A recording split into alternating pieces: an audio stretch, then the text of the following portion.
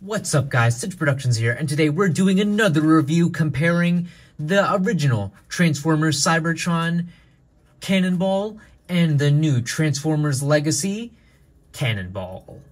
Now, Cannonball is a character from Transformers Cybertron that, while just being a repaint, has a lot of lore to him and is a reoccurring character used in comics and stories and all that stuff. So to have another Cannonball be made today was a bit of a surprise to me. And let's start with the original. Let's see if this character has anything really, that makes him not more than a Red Alert repaint. So for starters, the paint job on this figure is awesome. Red Alert, as you guys know, is just some blue, red, gray ambulance truck. But this has some great paint apps. The skull artwork, the color scheme, all of it just screams something new, screams Decepticon. So having this figure just is awesome. And makes him very unique and just stand out. It rolls pretty well, and as you guys know, the Transformers Cybertron characters do have the gimmick of having cyber planet keys, so you can make him do that. He could shoot out 2 guns, which is pretty cool. Now, the only thing that I, don't really like about this is the fact that the head is shown. But to be honest, I don't really care since this is, show accurate. So yeah, for starters, a great alternate mode. So let's look to the modern one. Now, the modern one, if you couldn't tell, is a Transformers Legacy Skids retool. And also probably has some crankcase parts in it, but is completely redone in an awesome looking alternate mode. And I already know this is going to make a good Red Alert in the future, but this is homaging definitely the original. I guess let's start comparing them now with a lot of its paint apps and all that stuff. I'm not a fan of the gold shoulder pieces right here. I really wish they could have been a black or at least painted. Hopefully Toy Hacks does something with that, but we'll see. But overall, it shares almost all the same paint apps as the original figure. So, if you're a fan of that, then that's great. It seems that although this is a homage, it doesn't completely recreate the same exact artwork, and the paint apps on the bottom silver are not silver, they're gold. And this Cyber Planet key doesn't really have a gimmick and is in a clear black, which, to be honest, I don't really care about this. It's just extra plastic. But overall, very, very nice. And, if I had to say which one I liked more, I definitely say the look of the alternate mode of the original is what I prefer. This one is a bit more boxy and is what I'd imagine if he was in G1. So, if that's the case, then I'd say this one. But if I had to pick just on alternate mode alone, I'd have to go with the original. For size comparisons, here we have Cybertron crankcase and Legacy United crankcase with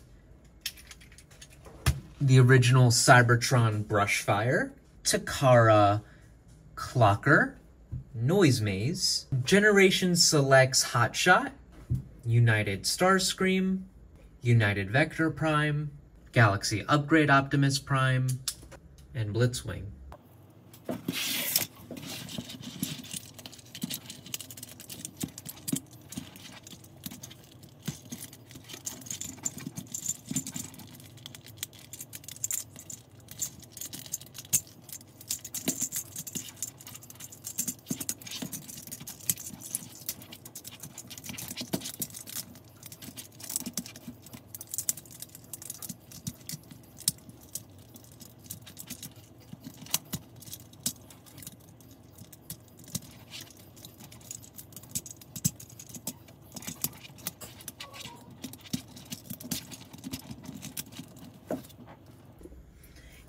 And the transformation for a crankcase is pretty cool, and honestly pretty complex. I didn't really expect that.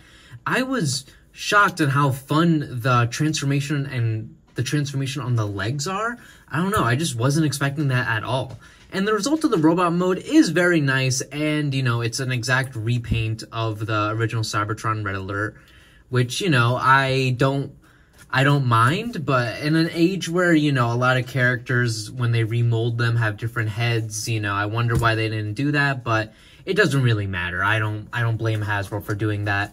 Of course, you have the Cyber Planet key, which does make him shoot out his 2 cannons, and hey, that's almost like a reference to Crankcase. I wonder if they'd ever repaint this guy into Crankcase.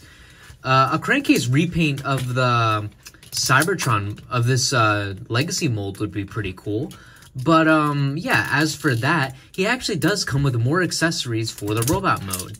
Now, I didn't really talk about them in vehicle mode since they weren't really relevant, but the legs are storage for his other accessories, that being a claw accessory and a top of a hammer, which can attach to his little cannon right here. As you can see, he has a hammer like so. Looks pretty cool. Or, thing is, it gets in there pretty tight. Horrible sound.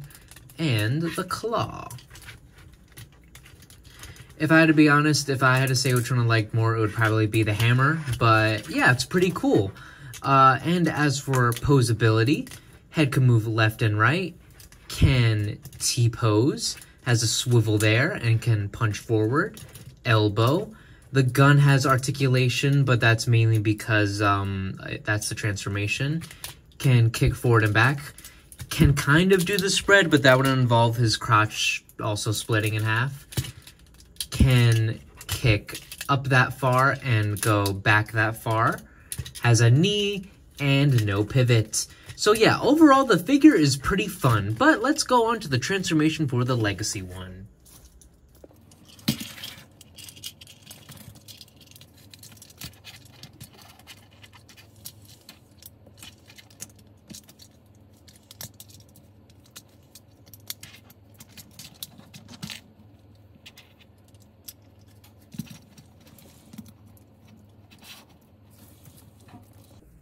The transformation on this figure is the exact same idea as the Skids and Crankcase mold, and it is an exact retool of that into this. And overall, I like it a lot. I think it captures the essence of Cannonball greatly. And yeah, there is some things that aren't the best. My biggest complaint about this figure is two biggest complaints. First complaint is that it's a similar reason to Vector Prime, my last review, is that the figure just feels really lanky and like a G1-ified version of this character, which I don't mind, but you know, but it also feels like it's trying to be the Cybertron one, and it's in like an odd in-between, and I don't know how to feel about that. And another thing is just the lack of paint on the robot mode. I feel like the alternate mode got all the nice tattoo details, but then you have the unpainted windows right here, the blank inner, the blank shins. Like, it just feels a bit empty on the body. So I'm really excited to get some toy hacks. And the Cyber Planet key doesn't do anything but can be put right there.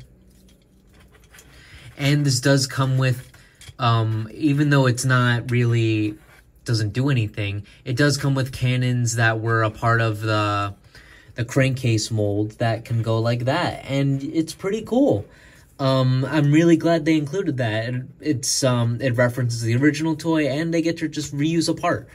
And the last thing I gotta share is that it does have the same gimmick that the original did, that being the hammer and claw. So the little hammer can go right there, looks pretty good. And then the claw goes right there, but this one isn't molded in gold, but to be honest, I don't really mind. I honestly think I maybe prefer it in black, which is kind of cool. But yeah, pretty nice. So let's bring in the original Crankcase and do the size comparisons. Forgot to record the posability, sorry about that.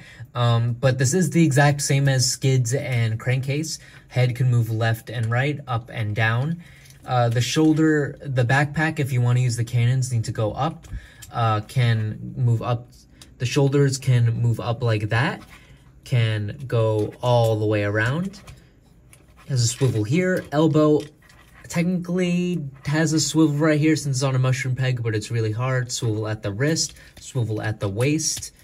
Can do the splits, kick forward and back fully, knee, and a pivot. So very nice posability for this figure. For size comparisons, here we have the Cybertron crankcase and the Legacy United crankcase with Generation Selects Hotshot, Transformers Cybertron Clocker, Transformers Cybertron Brush Guard, Legacy United Starscream, Legacy United Vector Prime, Noise Maze, Galaxy Upgrade Optimus Prime, and Blitzwing. So what are my thoughts on these figures? Well, if I had to pick which one I like more, I definitely gotta say it's the Legacy United one. Now, the original Brush Guard is an awesome toy, and it's a great example of early 2000s Transformers charm. But I honestly prefer figures that are more posable, more articulated, and I just know Toy Hacks is really gonna come through with the stickers for this set. But what do you guys think? Are you guys excited to find this figure? Are you guys excited for the red alert coming? Which one do you guys like more? Leave it down in the comments below. And if you guys enjoyed this video, please like and subscribe, and I'll see you in the next video. Bye-bye, guys.